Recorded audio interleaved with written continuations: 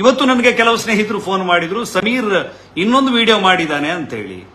ಅದನ್ನ ನಾನು ಸ್ವಲ್ಪ ನೋಡೋಣ. ಯಾಕಂದ್ರೆ ಇನ್ನೊಬ್ಬ ಏನ್ ಹೇಳ್ತಾನೆ, ಅವ್ನು ಹೇಳೋದ್ರಲ್ಲಿ ಏನಾದ್ರೂ ಸತ್ಯ ಇದ್ದರೆ, ಅವ್ನು ಹೇಳೋದೇನಾದ್ರೂ ಫ್ಯಾಕ್ಟ್ಸ್ ಇದ್ರೆ ನಾವು ವೆರಿಫಿಕೇಶನ್ ಮಾಡ್ಕೊಳ್ಳುವ.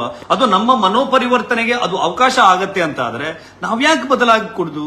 ಈ ಪ್ರಶ್ನೆಯನ್ನ ಇಟ್ಕೊಂಡು ಸಮೀರ್ MD ಅವರ ವಿಡಿಯೋನ ನಾನು ನೋಡಿ ಮತ್ತೆ ಒನ್ಸ್ ಅಗೈನ್ ಬರೀ ಸುಳ್ಳು ಸುಳ್ಳು ಕಥೆಗಳನ್ನ ಕಟ್ಟಿ ಜನರನ್ನ ದಿಕ್ಕು ತಪ್ಪಿಸುವಂತ ಕೆಲಸವನ್ನ ಆ ಹುಡುಗ ಮಾಡಿದ್ದಾನೆ. ಇವತ್ತು ನೀವು ಚಕ್ರವರ್ತಿ ಸೂಲಿಬೆಲೆ ಅವರು ಒಂದು ಸಂದರ್ಶನವನ್ನ ಮಾಡಿದ್ರು, ಅಲ್ಲಿ ದಾಖಲೆಗಳನ್ನ ಆಧಾರವನ್ನ ಇಟ್ಟುಕೊಂಡು ಮಾಡಿದ್ದಾರೆ. ಅವರು ಬಹಳ ಖಾರವಾಗಿ ಪ್ರಶ್ನೆಯನ್ನ ಕೇಳಿದ್ರು, ನಾನು ನೇರವಾಗಿ ಉತ್ತರವನ್ನ ಕೊಟ್ಟಿದ್ದೆ. ದಯವಿಟ್ಟು ನೀವು ನೋಡಬೇಕು. ಯಾರಲ್ಲಿ ನಾನು ಯಾರಿಗೆ ನೋಡಬೇಕು ಅಂತ ಹೇಳಿ ಹೇಳ್ತಾ ಇದ್ದೀನಿ ಅಂತ ಹೇಳಿದ್ರೆ, ಈ ಮಂಡೆ ತೊಳಸ್ಕೊಂಡವರಿಗಲ್ಲ, ಮಿದುಳನ್ನ ಮಾರ್ಕೊಂಡವರಿಗಲ್ಲ, ತಲೆಯನ್ನ ಯಾರಿಗೋ ಅಡಬಿಟ್ಟವರಿಗಲ್ಲ, ಪ್ರಜ್ಞಾವಂತರಿಗೆ, ಸಜ್ಜನರಿಗೆ, ಕ್ಷೇತ್ರದ ಭಕ್ತರಿಗೆ, ನಮ್ಮ ಧಾರ್ಮಿಕ ಶ್ರದ್ಧಾ ಕೇಂದ್ರದ ಮೇಲೆ ಗೌರವ ಇರುವವರಿಗೆ, ಈ ವಿಚಾರದ ಬಗ್ಗೆ ಗೊಂದಲ ಇರುವವರಿಗೆ ನಾನು ರಿಕ್ವೆಸ್ಟ್ ಮಾಡ್ಕೊಳ್ತಾ ಇರೋದು, ದಯವಿಟ್ಟು ನೀವು ಇವತ್ತು ಚಕ್ರವರ್ತಿ ಸೂಲಿಬೆಲೆ ಅವರು ಮಾಡಿರುವಂತಹ ವಿಡಿಯೋನ ನೋಡಿ. ನೀವು ಚಕ್ರವರ್ತಿಯವರ ವಿಡಿಯೋ ನೋಡಿದ್ರೆ ಒಬ್ಬ ವ್ಯಕ್ತಿ ಹೇಳುವಂತ ಸುಳ್ಳು ರಿಪೀಟೆಡ್ಲಿ ಅನಾವರಣ ಆಗುತ್ತೆ. ಒಂದೊಂದು ಸಂದರ್ಭದಲ್ಲಿ ಒಂದೊಂದು ಸುಳ್ಳನ್ನ ಹೇಳ್ತಾನೆ.